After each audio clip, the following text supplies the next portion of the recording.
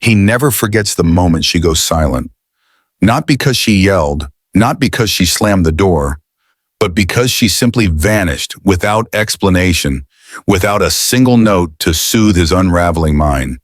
And in that unbearable quiet, something in him begins to ache, not in the body, but in the ego, in the very architecture of self-image he spent years constructing. He feels it like a phantom pain, reaching for something that is no longer there. That silence, that vast, unknowable space where her voice once lived, becomes the very mirror in which he sees the shadow of himself. She didn't leave to punish him. No, that would have required a performance. She left to return, to herself, to the place that existed before his gaze defined her. And in doing so, she pulled the thread of projection that he had unknowingly wrapped around her body, threads spun from his fantasies, his expectations, his fear of the divine feminine he could never quite control. Now unraveled, he stares at the empty space she once filled, and for the first time, he doesn't see her. He sees himself, naked, unevolved, uncentered, and that is the wound he cannot name. Carl Jung warned us, we do not fall in love with people. We fall in love with the projections we cast onto them. He loved not her essence, but the echo of his enigma she awakened, the masseuse, the comforter, the good girl, the mother, the mirror. But she grew tired of being a canvas, and when she stopped speaking, when she withdrew her light, she shattered the spell of illusion. The mask cracked, and the man who thought he held power was left clutching shadows. To the woman walking away in silence, know this, your absence speaks more than your presence ever could. Not because you are cruel, but because you are free. And freedom, when embodied by a woman, is the most terrifying and beautiful force a man's ego can confront. You see, the feminine does not destroy the masculine. It dissolves the ego it feeds. And what remains, if he is brave enough to face it, is the truth of his soul. But few men make that journey. Fewer still rise from the ashes of their illusions with humility. Most recoil. They accuse, they resent. They say you changed, that you're cold, detached, unrecognizable. And in a way they are right. You have become what they feared, a woman who no longer performs for approval. This is the quiet revolution, not loud, not violent, but inner, rooted in the sacred feminine returning to her source. She who does not need to explain, does not need to chase, does not need to beg for love that should have been freely offered. Her power is not in her voice, but in her choosing when to speak. Her strength is not in confrontation, but in presence withheld. And that choice, that sacred silence, is what haunts the ego more than any scream ever could. To the man still confused, still spinning in circles, dissecting old messages, rereading past conversations, understand this. It was never about what you said or didn't say. It was about how you saw her, or didn't. When you expected her softness to be infinite, you mistook kindness for weakness. When you assumed she would always be there, you confused loyalty with dependence. But the feminine is not an endless well. It is a sacred vessel. And once it empties, once it decides you are not safe to pour into, it withdraws not in malice, but in necessity. The ego does not mourn love. It mourns the loss of control, the disruption of identity, the collapse of the illusion that someone else is responsible for your emotional regulation. But here, in this haunting, is an invitation. If only you are willing to listen. Jung called it the confrontation with the shadow, the reckoning with all we hide, deny, reject. And the woman who withdraws in silence becomes the mirror that reflects it all.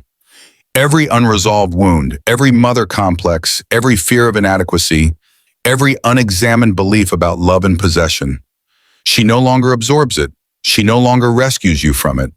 She stands, or walks, or simply disappears, and her absence becomes the crucible. To the one watching this, who has felt the sting of being left behind without closure, pause, breathe. Ask not, why did she go? Ask instead, what in me did she stop feeding? Because that is where the truth lies. Not in her departure, but in your emptiness. Not in her silence, but in what it reveals about your dependence on her voice to feel whole. And to the woman still doubting herself, know that silence is not weakness. It is wisdom.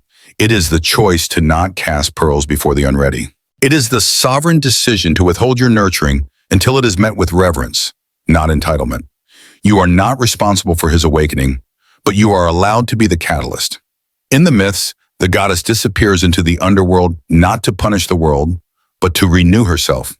In her absence, the world withers, and only then do they understand her value.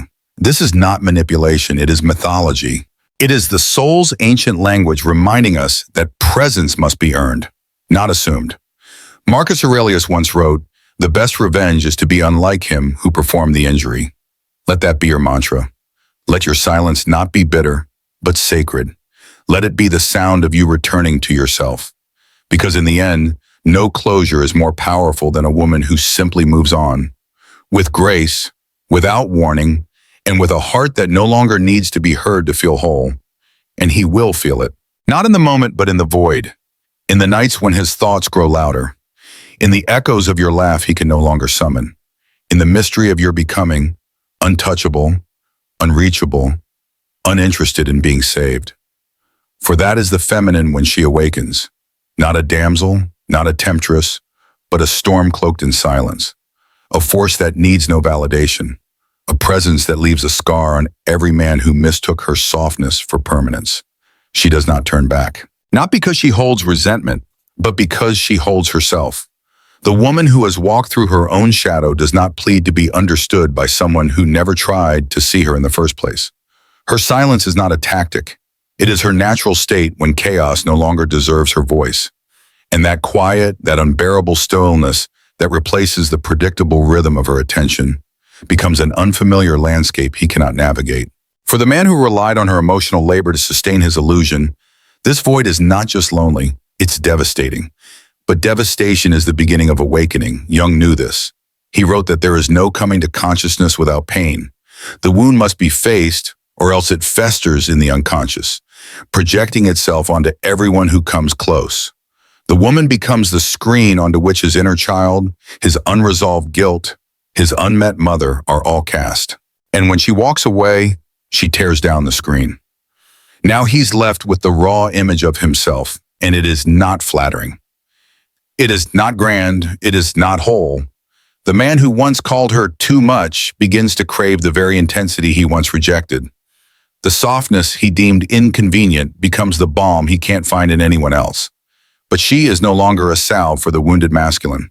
She is no longer the harbor for his unprocessed storms. She is now ocean, vast, untouchable, and uninterested in anchoring what refuses to swim.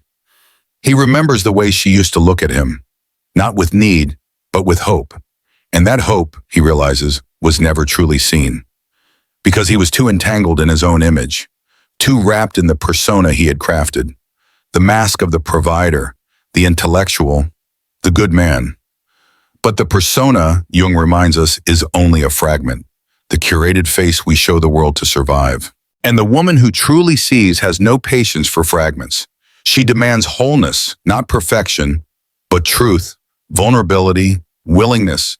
Yet how many men are willing to descend into themselves, to admit their failures not just in action, but in presence, in attention, in their inability to see a woman beyond how she serves them? She does not speak of these things. She doesn't need to. Her departure is the lecture. Her silence is the syllabus. And only the brave will study it.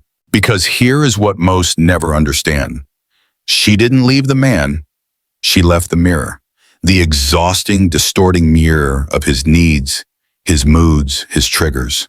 She left the relationship that only reflected what he wanted to see in himself.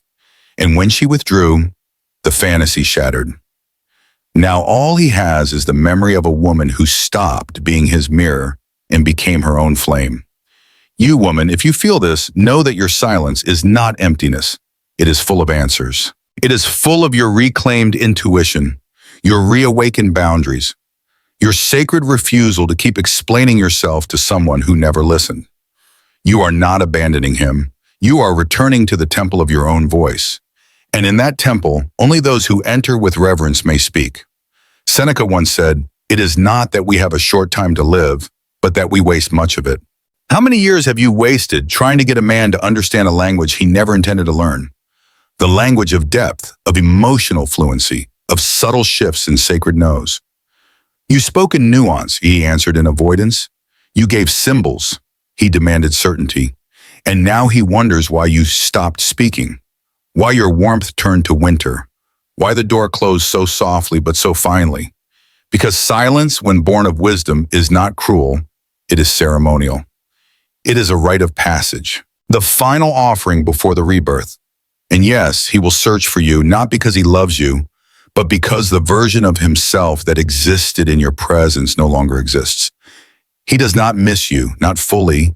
He misses how he felt when you were near, that borrowed significance, that reflected light, that momentary escape from his own disconnection. But he never offered the same sanctuary, never offered you the ground to stand barefoot and unmasked. You were always the deeper one, the one who noticed patterns, who heard what was unsaid, who sat with the tension instead of distracting from it. And for that, you were dismissed, labeled as too emotional, too intense, too complicated. But it was never that. It was just that you saw too much, and he was not ready to be seen. So now he flails, drowns in nostalgia, reaches out in late-night apologies, in "I miss you" that do not come from the soul but from the wound. He does not want you, he wants relief. And you, woman, must learn the difference. You are not a refuge for unearned intimacy. You are not a therapist for the emotionally immature. You are not a poem for men who only read headlines. You are the novel he never finished, the one that asked too much, felt too deep, spoke too honestly, and now you are closed. Not because you are bitter, but because you are sacred, and sacred things are not shared carelessly. Let him sit with the silence. Let him toss and turn in the questions that never mattered to him before. Let him feel what it's like to be unseen, unheard, unanswered, because that is the crucible. That is where he must go if he ever hopes to become worthy, not of you, but of the love he claims to seek. And you no longer need to watch. You no longer need to check if he understands. He may not. It is no longer your burden to carry. Because in the stillness, in the quiet, in the radiant silence of your becoming, you have remembered. You were never his mirror. You were always the fire. There is a holy violence in the feminine that retreats, not the violence that harms, but the violence that ends the performance, that destroys the illusion that love is earned through endurance, that love means staying even when staying costs the soul. This is the silence of the woman who will no longer carry the weight of two people's unconscious, who will no longer shrink so that someone else can feel whole. The ego cannot comprehend this kind of departure because the ego expects noise. It feeds on drama, needs confrontation to justify its wounds. But when she leaves in silence, she denies the ego its familiar enemy. There is no story to twist, no narrative to claim righteousness, only absence. And absence is the most potent teacher of all. In his quiet moments, long after she's gone, he will reach for fragments, scattered memories, half-recalled words, a scent that lingers on an old sweater. But these are ghosts, and ghosts do not comfort. They haunt. Because what he sees now is not just her, but the gap between who he was and what she needed, between the potential she saw in him and the choice he made to remain small, between the fantasy he projected and the truth she became. And here lies the paradox. The more she detaches, the more he becomes obsessed. The more she withdraws her energy, the more magnetic her mystery becomes. For what is rare is revered. What is silent becomes sacred. And what no longer seeks approval gains infinite power. He doesn't understand the force that is moving within her. He doesn't know the name of the shift. But Jung did. Individuation, the sacred path toward wholeness, toward a self no longer fragmented by external roles and expectations. The feminine, when on this path, does not become more palatable. She becomes more real. And reality is not always gentle. It is raw, it is vast, and it demands reverence. She has left behind the archetype of the pleaser, the one who shapeshifts, who anticipates every need, who bends and breaks and calls it love. That woman no longer lives here. In her place stands something more ancient, the oracle, the high priestess, The embodied soul, she speaks only when it matters. She moves only when the ground is sacred. And until then, she is still, watching, listening, rooting. And to the man who once called her too quiet, too deep, too distant, know this, she is not punishing you. She is protecting her essence. Because the feminine is not meant to be consumed, it is meant to be honored. And when it is not, it disappears. Not into weakness, but into herself.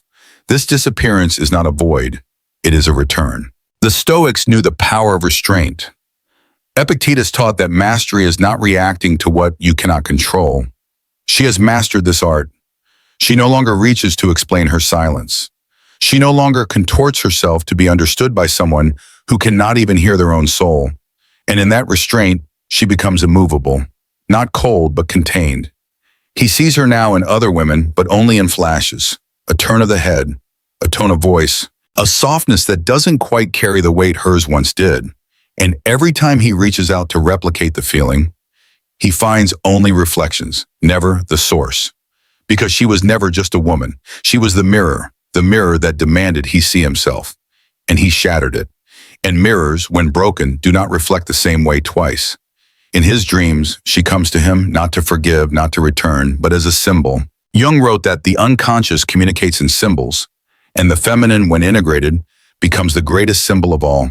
She appears not to soothe, but to awaken, to stir something ancient within him, to remind him of what he lost, not by fate, but by choice, by his refusal to meet her in the depths. And to you, the woman who hears these words like echoes of your own truth, do not doubt your silence. It is not emptiness. It is sacred rebellion.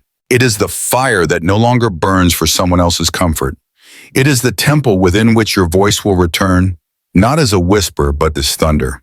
You no longer explain. You no longer perform. You no longer ask, was I too much? You ask, was I ever truly seen?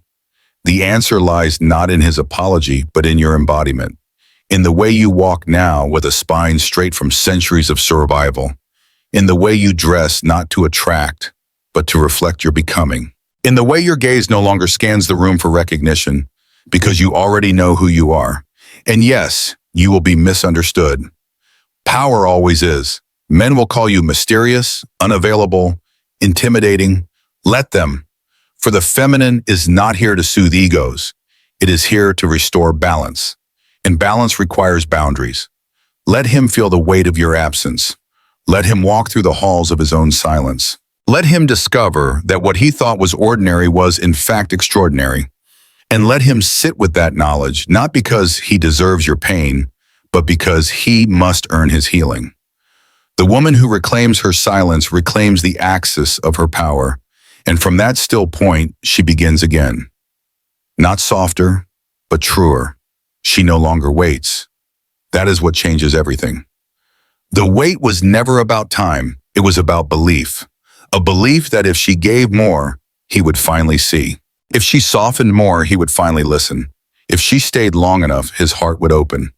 But time has no mercy for women who delay their becoming for the sake of potential. Eventually, even the most faithful soul must walk away, not because hope has died, but because hope has evolved. She now understands that love, when it is real, does not require translation. It does not demand she speak in simpler terms, feel in smaller doses, or shape herself into digestible forms. The right energy meets her as she is, and what cannot meet her is not meant to follow. This is not arrogance.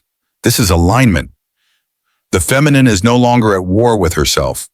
She is no longer apologizing for the vastness of her heart or the silence of her retreat. She walks not away from him, but toward herself, toward her own becoming, her own language, her own truth. And that truth is no longer negotiable. For too long, women have been conditioned to stay soft in the face of dismissal, to turn their wounds into poetry for men who never listened to the song. But now she does not bleed for the unready. She does not hand her essence to the disoriented.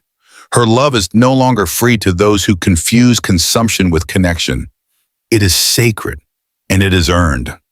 In the temple of her silence, she has found her voice, not the one she used to beg, to explain, to justify, but the one that needs no sound, the voice of presence, of groundedness, of sovereign knowing. She does not react, for there is nothing left to prove.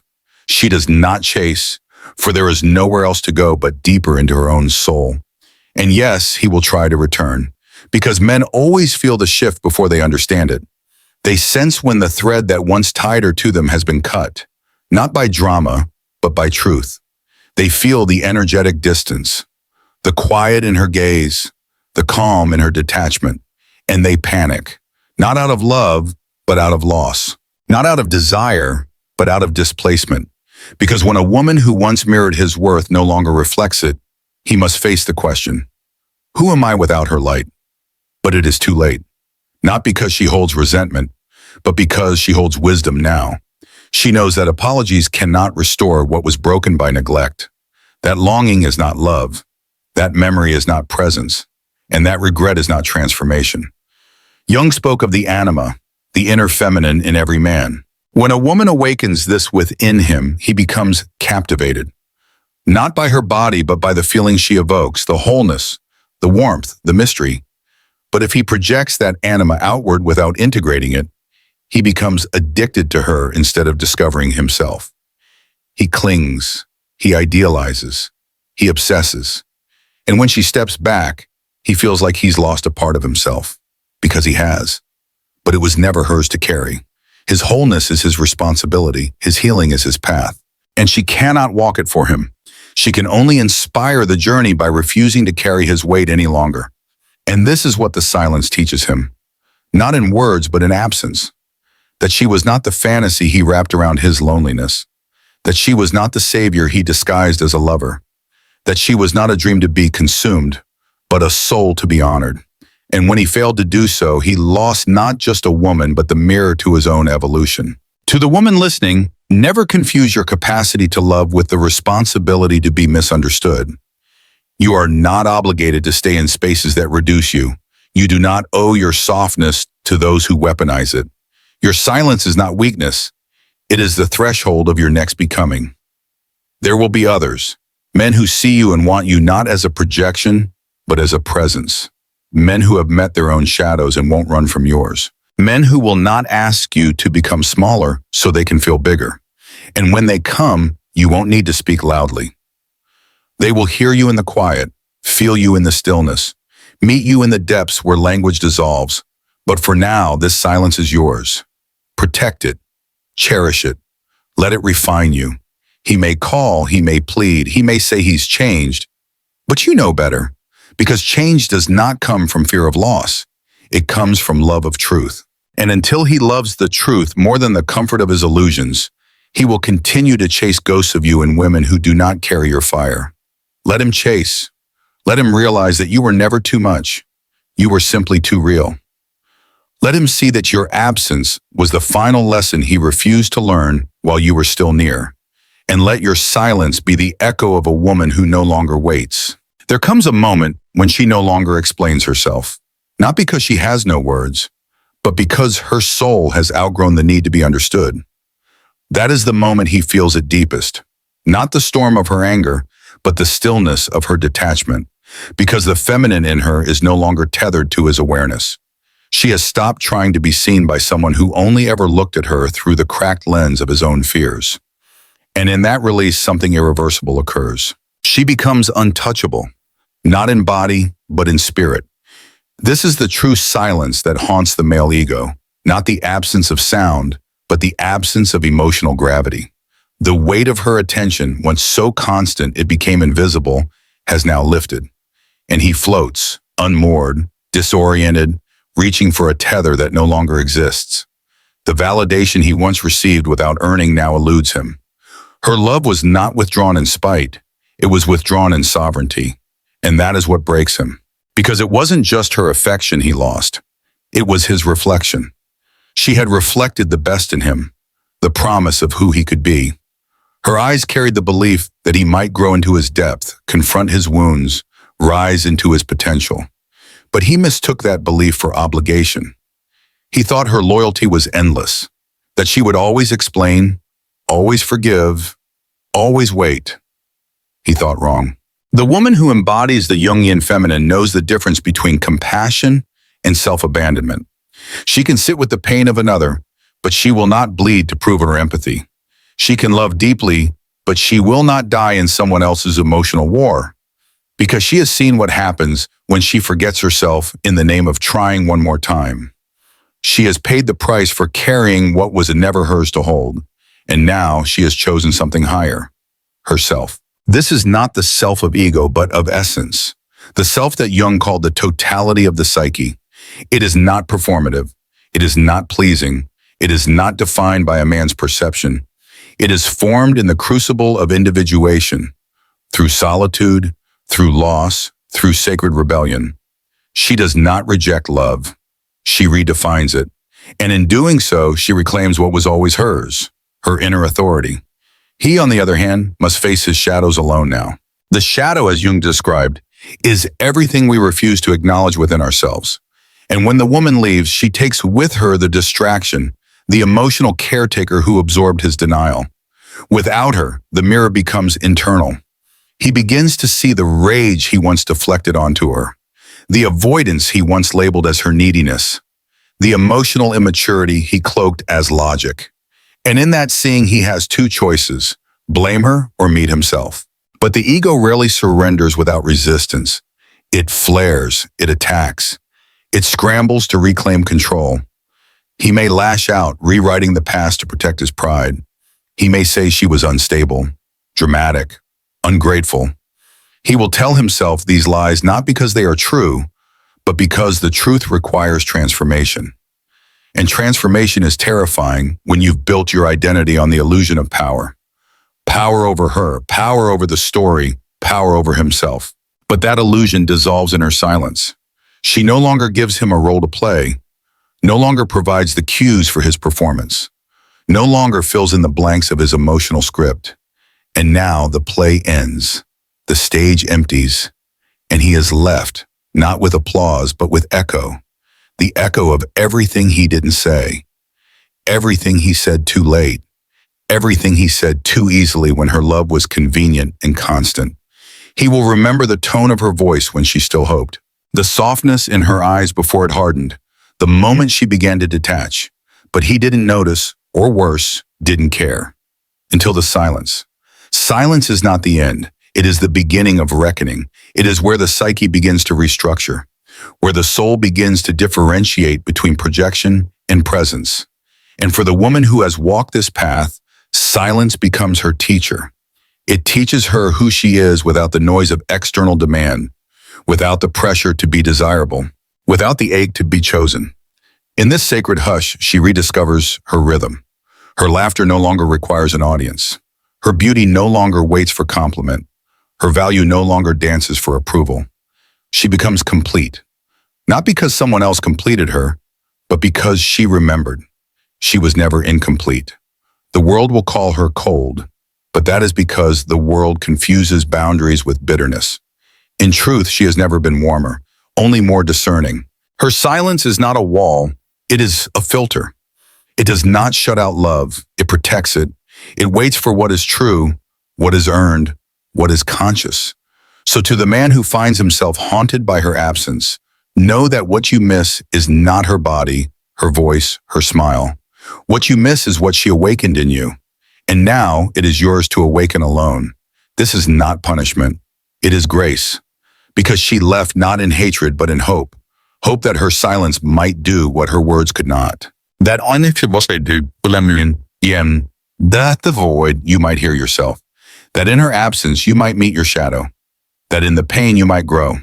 But that journey is yours now. And she no longer watches. She no longer waits.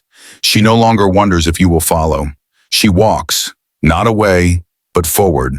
She walks with a silence that speaks louder than screams, echoing not into the past, but into destiny. The path ahead is solitary, but not lonely. For solitude is where the feminine remembers her original frequency. Before she was labeled, before she was conditioned, before she was reduced to roles. There, in that solitude, the archetype of the deep woman awakens, not the girl who needs to be chosen, but the woman who chooses. She does not walk with vengeance in her veins. That is not her rhythm. She walks with remembrance, with the steady grace of one who has carried the weight of unspoken pain and turned it into gold. She has alchemized heartbreak into power, silence into song, absence into embodiment. There is no longer any part of her seeking rescue, only refinement. She is not broken. She is becoming. And for the man still tethered to her memory, this truth is unbearable. Because he now realizes she was never asking too much. She was just asking for what he refused to become. He could have grown. He could have listened. He could have met her in the dark instead of fleeing from his own shadows. But he didn't. And now her silence is the price. What he once took for granted is now mythic. Her affection, now rare. Her gisao, now unreachable. The warmth that once greeted him at the door of her soul now lives in realms he cannot enter. Not because she locked them, but because he never learned the key. The key was presence, and he was never present. His body arrived. His words were spoken. But his energy remained elsewhere, trapped in the illusions of his ego, the masks he wore for survival, the need to dominate rather than dissolve. He mistook love for leverage. He turned connection into control. He danced on the surface, afraid to drown. But she was always the ocean. She asked him to swim. He ran from the tide. And now he is parched. He scrolls through old photos, plays back voice notes, wonders why the memories no longer comfort him, but accuse him. Each smile she gave was a moment he didn't treasure. Each touch was a prayer he left unanswered. Each silence was an invitation he ignored. Until one day the invitation expired, and she left, not with a bang, but with a whisper. And it is that whisper that lives in his bones. Jung wrote, and wow. Until you make the unconscious conscious, it will direct your life, and you will call it fate. And here the man meets his fate, not because she cursed him, but because he refused to wake. Her departure was the final mirror, the moment he could no longer escape the truth. He had been given the love of a lifetime, and he squandered it. But this story is not his anymore. It is hers. And her story no longer revolves around regret. It is not written in the language of longing. It is not constructed from his inability to see her. It is built from within, from sacred self-reclamation, from ritual, from boundary, from the divine knowing that wholeness was never something she needed to earn. It was something she had to remember. This remembrance lives in her breath now, in her laugh that no longer waits for permission, in her no that no longer requires justification, in the way she leaves rooms where her spirit is not felt, not because she is fragile, but because she is real. She does not fight to be understood anymore. She walks in understanding. She walks as understanding. Men like him will call her intimidating. They will say she changed. They will say she was too much. But what they really mean is that she outgrew the cage of compromise, of emotional labor without reciprocity, of being mother, lover, therapist, and muse, only to be discarded when her truth became too inconvenient. And now she builds temples from the silence they feared. She dances barefoot on thresholds he cannot cross. She sings to gods he never believed in. She creates from a space he once ignored, the sacred womb of her own soul, and she becomes untouchable, not because she is better, but because she is awake, awake to her patterns, awake to her power, awake to the lies she once told herself just to stay close to a man who never knew how to hold her. And this awakening changes everything. No longer does she write love stories for men who haven't done their inner work. No longer does she fall for potential. No longer does she offer her softness to be used as shelter by men running from themselves. She becomes discerning. She becomes precise. She becomes divine. And perhaps one day he will meet another. One who reminds him of her. One who mirrors her light, and he will feel the ache, not for the woman before him, but for the one he lost. And in that ache, he might grow. He might begin his own journey. But whether he does or doesn't, it no longer matters to her, because she has returned to herself, to her essence, to the fire she tried to hide in order to be loved. And now she hides no more. The silence is not empty. It is full of her. And that fullness is what haunts him. Not because she is cruel, but because he knows, deep in the marrow of his being, that she was the woman who could have changed everything. But she was not meant to save him. She was meant to save herself. There is no rescue more profound than the rescue from self-forgetting. This is the great initiation of the feminine, when she no longer waits for a man to awaken, but chooses to awaken without him. When she finally understands that being loved by someone else is not the pinnacle of existence, but being loved by herself is. That revelation does not come in fanfare. It comes in the still hour when she chooses not to respond to his message, when she deletes the draft of an apology she never owed, when she stands before her own reflection, not seeking flaw, but honoring fire. And so the silence becomes sacred ground. What he once called distance is now discernment. What he once mocked as moodiness is now mystery. What he once overlooked as quietness is now her power fully embodied. And he watches from the outside now as the woman he once had access to becomes a force he cannot name. He may try to imitate the man she needed, change his clothes, rehearse new words, read a few books on feminine energy to win her back. But she no longer responds to symbols that aren't rooted in substance. She no longer bends for the performance of change, because true transformation has a scent, a frequency, a silence of its own. And if it's not born of depth, she can feel it. She always could. That was the problem, wasn't it? She felt too much, saw too much, knew too much, and he mistook that intuition for insecurity. Her need for honesty he labeled as drama. Her emotional fluency he shamed as weakness. He thought her transparency was a tool to manipulate, not an invitation to intimacy. And now he looks back and sees she wasn't too much. She was everything. And he was not ready. But now she is no longer interested in readiness that arrives late, because time has taught her the most sobering lesson of all. Love that has to be taught is not love, it is parenting. And she has no more patience to be a mother to men who have yet to meet themselves. You, woman, who knows this silence, you have passed through the furnace. You have danced at the edge of abandonment, stared down your own longing, faced the terrifying quiet of your own detachment. You have resisted the urge to reach out. You have swallowed the ache of not being chosen, and through it all, you have chosen yourself. This is the moment where everything changes. Your voice may not yet be loud, but it is rooted. Your boundaries may not yet be easy, but they are sacred. Your heart may still hold sorrow, but it no longer begs for return. You are not healed all at once. You are healing as a way of life, as a devotion, as an act of revolution. The feminine path is not linear. It is cyclical, spiral, mythic. You will visit the ache again. You will feel the pull. You will have moments where your fingers hover over the screen, tempted to send just one more message, just one more offering of peace.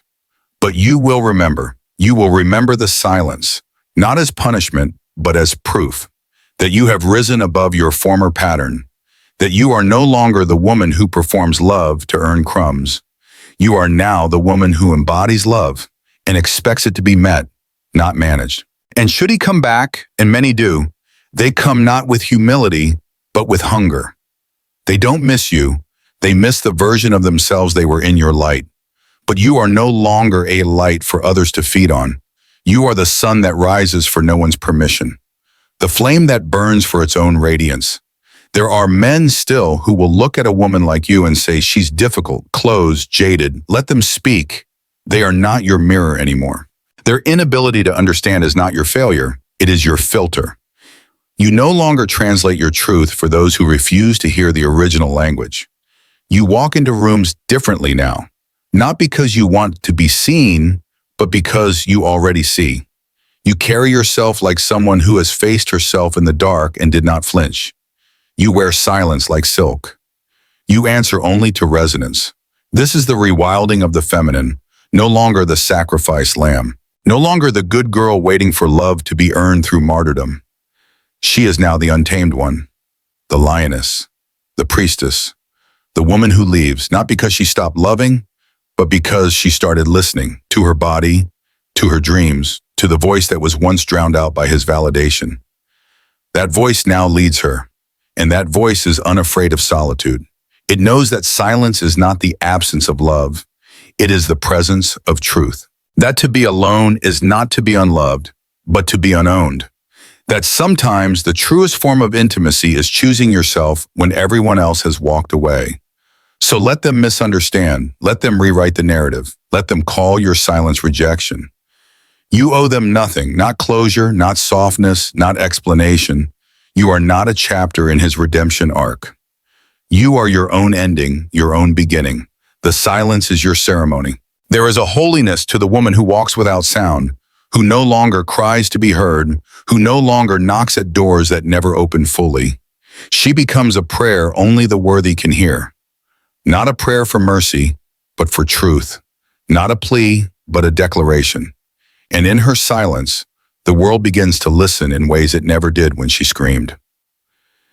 He may still whisper to others about her, still wonder aloud if she's seeing someone new, if she ever loved him at all, if she's moved on, or if she still waits in quiet heartbreak. But what he cannot grasp is that her silence was never a performance. It wasn't coyness, it wasn't manipulation, it wasn't punishment. It was her crossing a threshold. One he never had the courage to approach. This is what few men understand until it's too late. Silence is not absence. It is transformation. It is the sacred space in which the feminine sheds her shame, her caretaking, her smallness. And when she emerges again, she is not the woman he left. She is not even the woman he remembers. She is someone entirely new, because she finally belongs to herself. And belonging to oneself is the greatest terror to the male ego that feeds on ownership. To the man who cannot forget her, who feels haunted by the sudden stillness where her warmth used to live, this is not punishment, but prophecy. The prophecy that every man faces when he fails to honor the sacred. You will one day remember her not in presence, but in contrast. You will meet others and realize they are not her, not because they aren't enough, but because she awakened a part of you that no one else has dared to touch. And if you have not met that part in yourself, you will only look for her in others and be disappointed every time. But it is no longer her burden to teach you. She is no longer the unconscious container for your undeveloped soul. She is no longer a vessel for your half-love, your unspoken fears, your scattered attention. She is no longer a reflection of what you wished you were. She is, finally, her own mirror. And the reflection she sees now is not dependent on your gaze. Carl Jung warned us that what we do not face within becomes our fate without. And so now your fate is to remember her every time silence greets you. Every time another woman demands less because she fears more. Every time your projection fails to find a home. That is your karma, not her revenge. She has no use for revenge. Revenge is for those who are still caught in the wound. She has become the wound's wisdom. The poet born from pain, the mother of her own rebirth. She no longer waits for apology or vindication or recognition. Her life is her answer now. Her radiance is her retribution. And make no mistake, she is radiant. Not in a way that shouts, but in a way that glows beneath the skin. She does not beg for light. She is the light. The kind that does not blind, but reveals. The kind that does not chase, but attracts. And in this light, there is no room for performance. There is only room for depth, realness, devotion that does not come with conditions. And for the one who carries only desire but no discipline, only wanting but no reverence, he will find her presence unbearable. For a woman like this, silence is not only her shield, it is her sword. She no longer enters battles she did not choose. She no longer stays to convince someone that her worth should be evident. She does not kneel for love that cannot stand beside her. She has learned to walk alone. And in doing so, she has learned to walk with everyone she once abandoned within herself. The scared girl who stayed too long, the lover who lowered her voice, the priestess who handed her power to boys dressed as men. They walk with her now, not in sorrow but in strength. They have become her counsel, and together they whisper one truth into her bones. Never again. Never again will she explain away neglect as stress. Never again will she rationalize emotional absence as masculine distance. Never again will she confuse intensity with intimacy. Never again will she give her sacred to the scared. This is her vow, and her silence is the ring upon her finger. Let him feel her absence as the echo of what he never claimed. Let him wander in the emptiness where her presence once stood, confused not by her leaving, but by his not showing up. Let him realize too late that love does not linger where it is not honored, because now she doesn't linger either. There is no need to shout this from rooftops. There is no need to make a scene. Her silence is ceremony. Her walk away is worship. Her detachment is devotion to the one truth that will never leave her. She is enough. Not when he calls, not when he returns, not when he regrets, but now in the silence, in the stillness, in the sovereign solitude she once feared and now reveres. She no longer exists to be chosen. She exists to choose. And now she chooses, not as a reaction, not as rebellion, but as her most sacred right. She chooses not just who may touch her body, but who may approach her mind, her spirit, her silence. The threshold to her inner world is no longer wide open, welcoming anyone with charm and chaos. It is guarded by discernment, by experience, by the echo of her own voice returning home. She has walked the underworld of her soul and emerged, not untouched, but reborn. Every heartbreak became a compass, every abandonment, a mirror.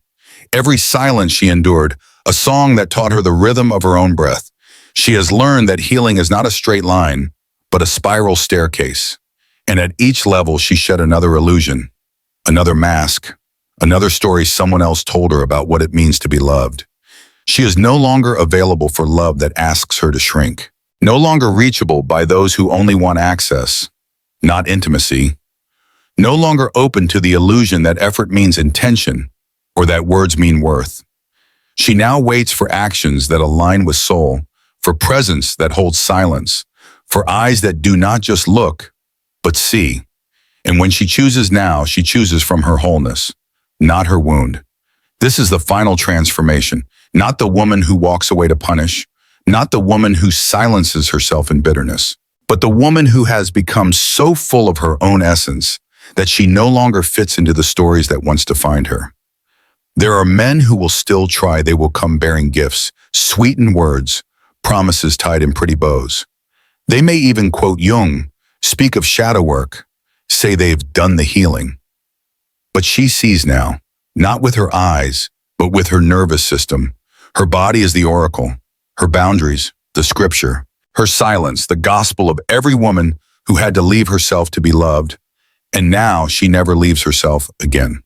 This is the woman he cannot reach, not because she hates him, but because she no longer bends toward him. Her forgiveness is not the same as her return. Her softness is not the same as her surrender.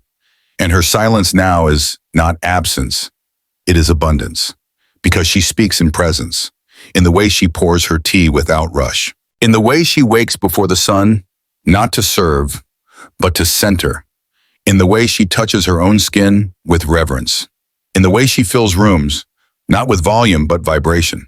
She does not need to be explained anymore.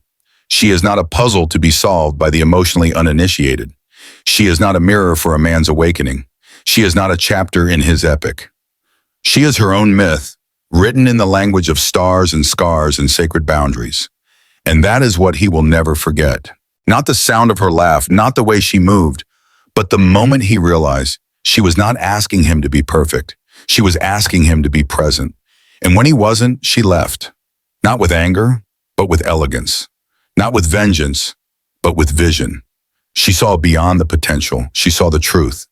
And the truth set her free. So now, when he lays awake, wondering what he could have said, what he could have done differently, he must realize it wasn't what he did that broke her heart. It was what he didn't do. He didn't meet her, didn't hold space, didn't listen to the silence between her words where her soul was speaking. And now her silence is all that speaks. But to you, woman, this is your moment, the final breath before the next life. You are no longer in mourning. You are in motion. You are no longer waiting to be chosen. You are already home. You are no longer looking back. You are building forward. Let your silence remain. Let it not be filled with noise again. Let it be the song of the sovereign. Let it be your shield, your sanctuary, your ceremony. Because the woman who knows her worth doesn't chase. She chooses.